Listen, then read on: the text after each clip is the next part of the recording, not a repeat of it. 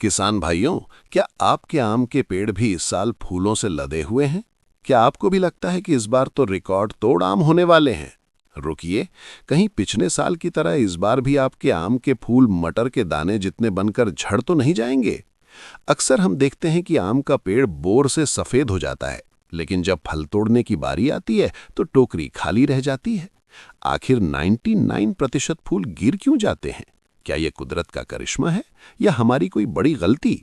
आज के इस वीडियो में हम न सिर्फ इस रहस्य से पर्दा उठाएंगे, बल्कि मैं आपको बताऊंगा वो 3 जादुई स्प्रे जो आपके आम के उत्पादन को दोगुना कर सकते हैं। अगर आप भी चाहते हैं कि आपका बगीचा फलों के राजा से लद जाए, तो ये 10 मिनट आपकी पूरी साल की मेहनत सफल कर सकते हैं। नमस्कार किसान भाइयों, स्वागत है आपका। पिछले कुछ दिनों में बहुत सारे किसान भाइयों ने सवाल किए कि साहब, बोर तो बहुत आया है पर टिक नहीं रहा। देखिए, आम का पेड़ एक अद्भुत फैक्ट्री है। प्रकृति ने इसे एक वरदान दिया है, लेकिन साथ ही कुछ सीमाएं भी तय की हैं। एक आम के गुच्छे यानी बोर में हजारों फूल होते हैं, लेकिन क्या आप जानते हैं कि इनमें से 90% से 99% तक फूल केवल नर यानी मेल होते हैं? जी हाँ, इनका काम सिर्फ परागण करना है। ये कभी फल नहीं बन सकते। फल केवल उन 1% से 10% फूलों से बनता है जो उभयलिंगी होते हैं, यानी जिनमें नर और मादा दोनों अंग होते हैं। अब सवाल ये है कि जो 10% फूल फल बन सकते हैं, वे भी क्यों गिर जाते हैं? क्या हम उन्हें गिरने से रोक सकते हैं? चलिए गहराई से समझते हैं। कल्पना कीजिए, अगर एक आम के पेड़ पर आए हुए सभी हजारों फूल फल बन जाएं तो क्या होगा?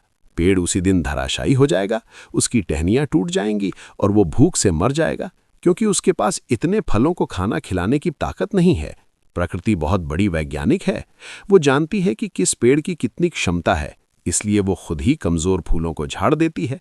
वैज्ञानिक भाषा में कहें तो 1000 फूलों में से मुश्किल से 5 से 10 फल ही परिपक्व हो पाते हैं। लेकिन किसान भाई यही मात खा जाते हैं। हम उन 5-10 फलों को बढ़ाकर 15-20 तक ले जा सकते हैं, लेकिन जानकारी के अभाव में हम उन 5 को भी झड़ने देते हैं। इसके मुख्य कारण 3 हैं: पोषक तत्वों की कमी, हार्मोनल असंतुलन और अचानक बढ़ता तापमान। अगर आपके पास गाड़ी है और उसमें पेट्रोल ना हो तो वो नहीं चलेगी। वैसे ही आम के फूलों को फल में बदलने के लिए 3 ईंधन चाहिए: जिंक, बोरॉन और पोटाश। एक, बोरॉन। बोरॉन का काम है फूलों की प्रजनन नली को स्वस्थ रखना।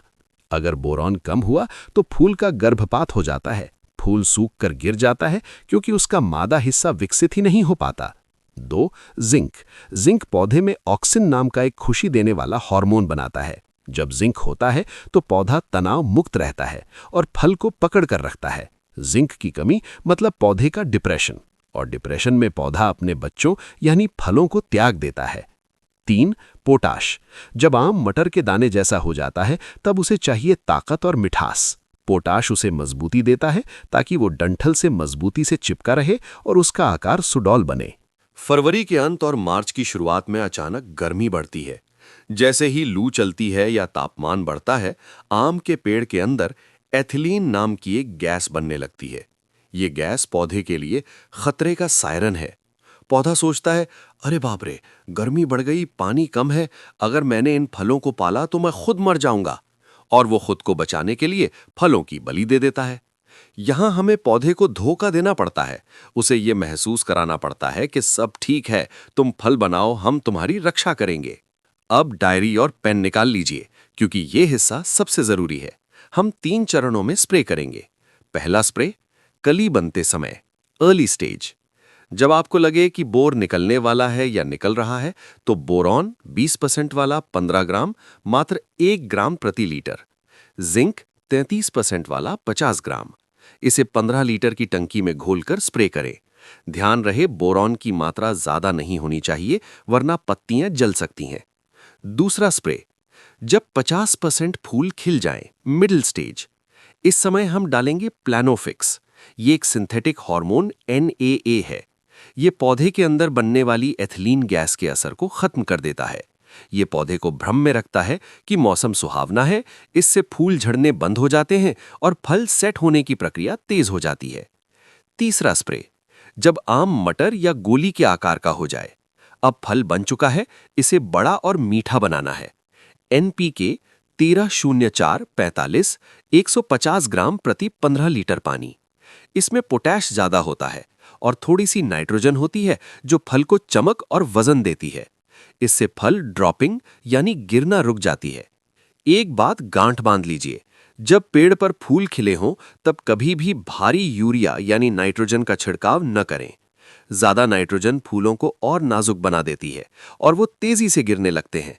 साथ ही नमी बनाए रखें, लेकिन पानी का भराव न होने दें। याद रखिए, हम प्रकृति को पूरी तरह नहीं बदल सकते। अगर आप इन उपायों से 10% की जगह 20% फल भी बचा पाए तो आपकी कमाई दुगनी हो जाएगी। यही खेती का असली विज्ञान है। किसान भाइयों, उम्मीद है आम की ये कुंडली आपको समझ आई होगी।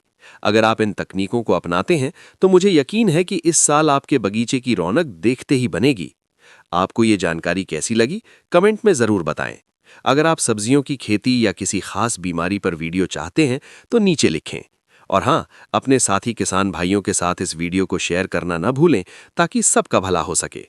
चैनल को सब्सक्राइब करें और घंटी बजाएं। मिलते हैं अगले वीडियो में। तब तक के लिए नमस्कार और जय जवान जय किसान।